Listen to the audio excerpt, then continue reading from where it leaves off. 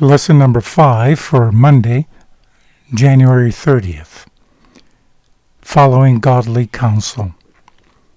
We are material beings, and we live in a material world, a world that, at times, can be very alluring. You'd have to be made out of steel and synthetic oil, not flesh and blood, not to feel, at times, the lure of material possessions and a desire for wealth.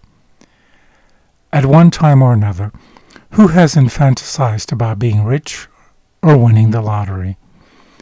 Though we all face it, and there is nothing wrong in and of itself in working hard to earn a good living or even being wealthy, none of us has to succumb to the trap of making idols out of money, wealth, and material possessions.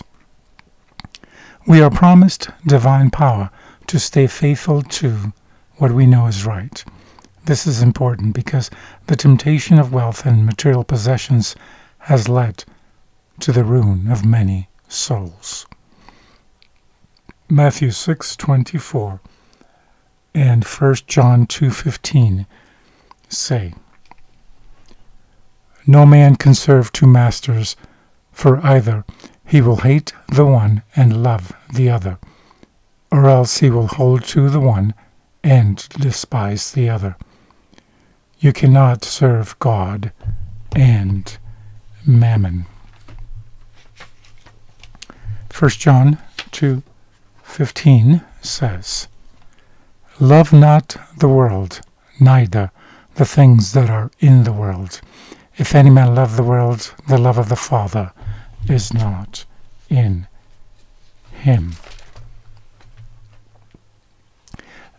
Though expressed differently, what's the common theme found in both of these scriptures? Unfortunately, the love of the world can be so strong that people will get into debt in order, as they hope, to satisfy that love. It never works. See Ecclesiastes 4:8. And because debt is one of Satan's nets that he sets for souls, it just makes sense that God would like to see his children debt-free. He has given us counsel through the Bible and the prophetic gift that will lead us to financial freedom. Psalms 50, verses 14 and 15 says, "Offer to God thanksgiving and pay your vows to the Most High, and call upon me in the day of trouble. I will deliver you, and you shall glorify me." What attitude should God's people live with? What does it mean to pay your vows? We enter into our church membership with praise and thanksgiving to our God. He has created and redeemed us. In point 9 of 13 in our baptismal vows, we were asked, "Do you believe in church organization?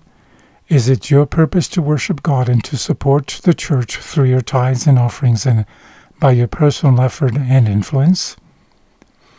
As Seventh-day Adventists, we all said yes. So, this text, Psalms 50, 14, and 15, is a promise to those who offer thanksgiving to God and are faithfully paying their vows. What do your choices tell you about how well you deal with the allure of the world? Why is working hard to earn a good living not necessarily the same thing as making an idol of wealth or money? How can we learn the difference? From the book Thoughts from the Mount of Blessing, page 93 and 94, it says, "No man can serve two masters," Matthew 6:24.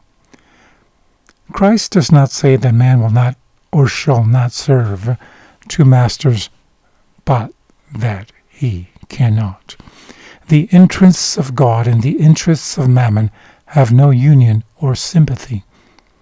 Just where the conscience of the Christian warns him to forbear, to deny himself, to stop, just there, the worldling steps over the line, to indulge his selfish propensities. On one side of the line is the self-denying follower of Christ, on the other side of the self-indulgent world lover, pandering to fashion, engaging in frivolity, and pampering himself in forbidden pleasure. On that side of the line the Christian cannot go. No one can occupy a neutral position. There is no middle class, who neither love God nor serve the enemy of righteousness. Christ is to live in his human agents and work through their faculties and act through their capabilities. Their will must be submitted to his will. They must act with his Spirit. Then it is no more that they live, but Christ that lives in them. He who does not give himself wholly to God is under the control of another power, listening to another voice, whose suggestions are of an entirely different character. Half-and-half service places the human agent on the other side of the enemy as a successful ally of the hosts of darkness. Have a blessed day.